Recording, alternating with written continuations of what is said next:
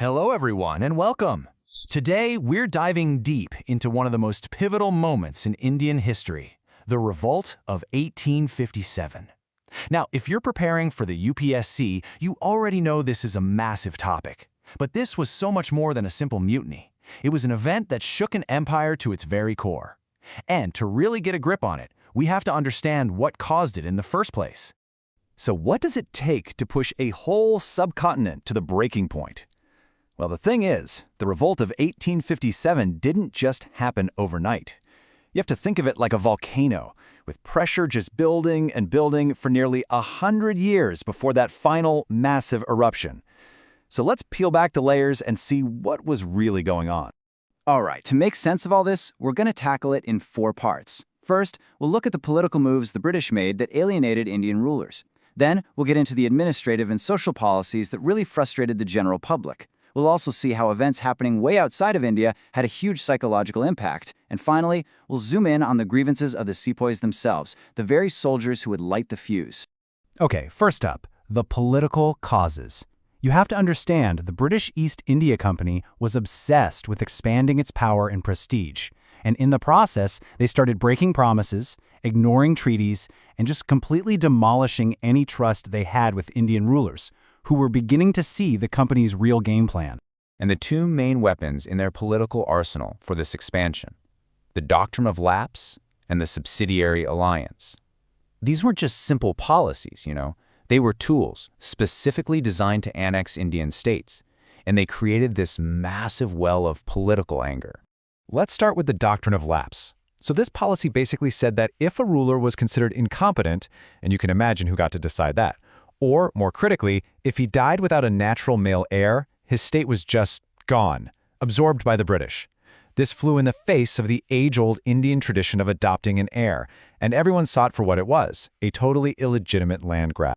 And then you had the subsidiary alliance. Now, on the surface, this was pitched as a sort of protection deal. But the reality was, once a ruler signed it, they were trapped. They lost control of their own foreign policy, they had to pay for British troops to be stationed in their own kingdom, and they essentially became puppets. Their sovereignty was just hollowed out from the inside. But this anger wasn't just stuck inside the palaces. The resentment was spreading out, you see. British policies were now starting to mess with the day-to-day lives and the deeply held beliefs of ordinary people. And this is when the discontent really started to go mainstream.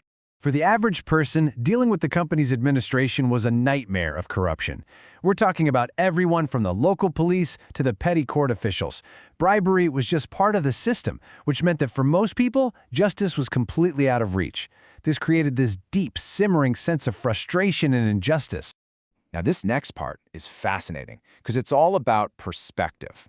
The British brought in some major social reforms, like abolishing the practice of sati, making it legal for widows to remarry, and pushing for women's education.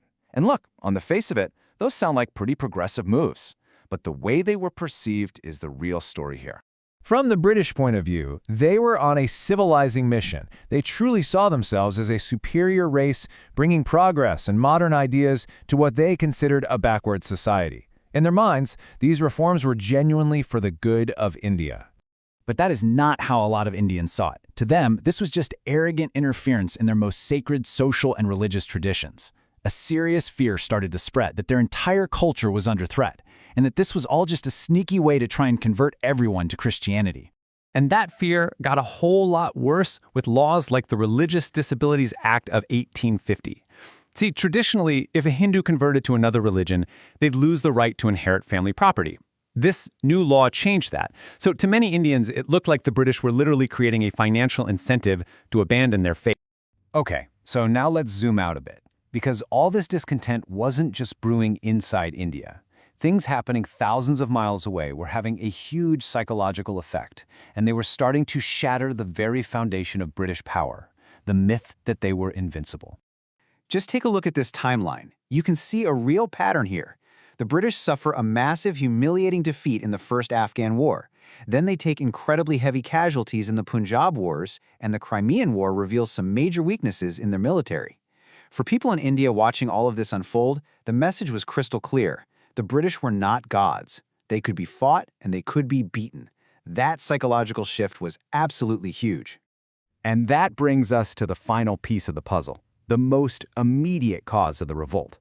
All this simmering anger from every corner of society needed a spark to set it off. And that spark came from the very soldiers the British depended on to keep their empire running, the Indian sepoys. The grievances were just piling up for the sepoys. There were constant cultural insults, like being told they couldn't wear their caste marks or turbans. There was blatant economic discrimination. They were paid way less than British soldiers. Then, their foreign service allowance, the bata, for serving in tough new territories was suddenly cut. And then came the final blow. The General Service Enlistment Act of 1856. This new rule forced all new recruits to take an oath saying they'd serve anywhere the company sent them, and that included overseas. Now, for the Hindu sepoys, this wasn't just a travel issue. It was a profound religious crisis. At that time, crossing the dark waters, or the Kala Pani, was a major taboo, and it was believed that doing so would mean losing your caste forever. And if you think this sounds like an exaggeration, it's really not. To understand just how deep this belief ran, we can look at Mahatma Gandhi's own writing. In his autobiography, he talks about the fierce opposition he got from his own community, even threats of being cast out, just for wanting to go to England to study. So for the sepoys, this act was seen as a direct attack on their very faith and identity. And it's really important to remember, this was not the first time sepoys had pushed back. There was a long history of resistance, stretching all the way back to the mutiny in Bengal in 1764, then Vellore in 1806, Barrackpore in 1825. The Revolt of 1857 wasn't some random event. It was the massive, explosive culmination of decades of sepoy anger. So, let's tie it all together. What you have is a perfect storm.